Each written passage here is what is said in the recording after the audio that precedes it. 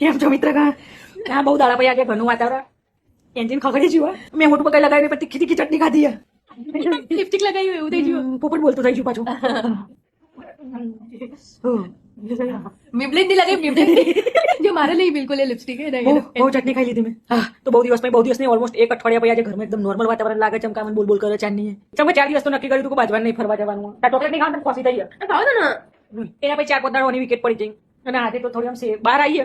Engine થોડું હજુ ખખરેલું engine બનાવવું પડે. કેવો આજનો દાડો તમારે? આજે હું ઓફિસમાં ગઈ ને તો આજે મને કંટાળો આવતો હતો બહુ. તો હું સોનું જોવા જાય ને પાછળ જઈને બેહું. તો અમે કોઈ એટલે સોનુએ વોટ્સઅપમાં ફોટા મૂક્યા તે એમાં એનો ફેસ સારો આવ્યો તો મારો ટેડો થઈ ગયો હતો. મેં કીધું સાત ફોટા મૂકતા હોય તો મૂકવા જતા હારા મૂકો. આ જેટલો પ્રેમનો ટોન ને એવો નતો અને ટેડો તો જે જેવો હોય એવો હોય. મને કે તું ભૂંગી જ બને મૂંગી નતું કીધું, મૂંગી.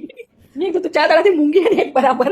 એક તો ઓલરેડી ઓફિસના ટેન્શન હોય ને, મંથ એન્ડ ને બધું પૈસા ને હાન તેન બિઝનેસ ને બધા બજાવતા હોય ઉપર વાળાની. છોડા પિંક કલરની લિપસ્ટિક ક્યાંથી લાવી? તીખી તીખી ચટણી ખાઈ જવાની. મેં પહેલા કીધું હું શરમ આવું વિડીયો નહીં બનાવું. તો હું તો ખાઉં.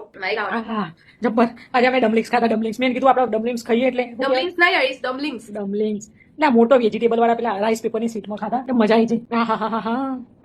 નહીં ખાવાની મેં ટોપરું. આજનો દિવસ થોડો આનંદ મંગલમય ગયો. મજા આવી જઈ. કોમ બહુ પતું જ નહીં યાર ઘરનું.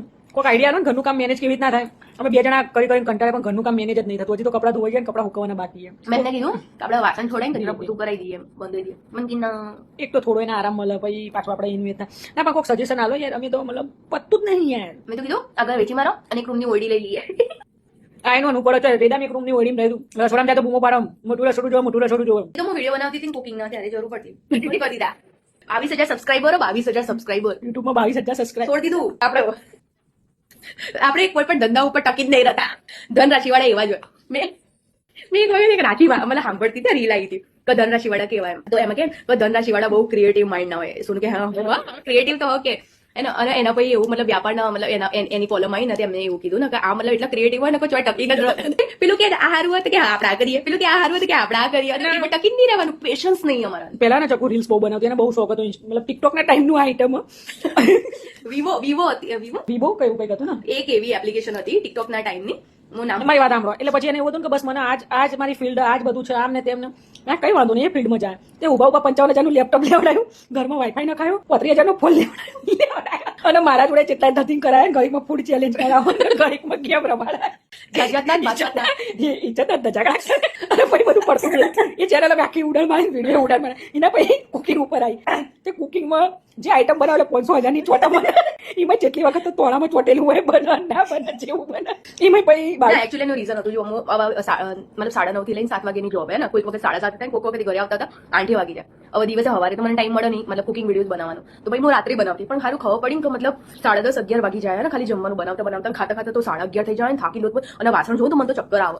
એટલા વાસણના ઢગલા કર્યા હોય બાપા. 12 વાગ્યા સુધી તો કોમ જ કૂટ કરું ને બધી લાઈફ એટલી મતલબ ડિસ્ટર્બ થઈ ગઈ ને. પછી મેં કુકિંગ તો જે થાય એટલે ભલે 22,000 નહીં કરું, કંટાળો આવી ગયો. અને એક તો પાછું રાત્રે આપણે વિડીયો બનાવીએ એટલે પેલા ચમચો લાવતા હોઈએ ને બાપા આપણે હાથ પર છાયો એડિટિંગ કરીને આપણે એડિટિંગ કેટલું કરીએ. લાઇટિંગ મતલબ ઠીક લાઇટિંગ છે પણ તો અંધારું તો પડવાનું જ છે રાત્રે. અમારા ચકુમાં ટેલેન્ટ બહુ. એના જોડે કોઈ ધંધો ના કરાય. મને રોજના દાડમ 10 વખત ફોલોવર્સ નહીં હતા.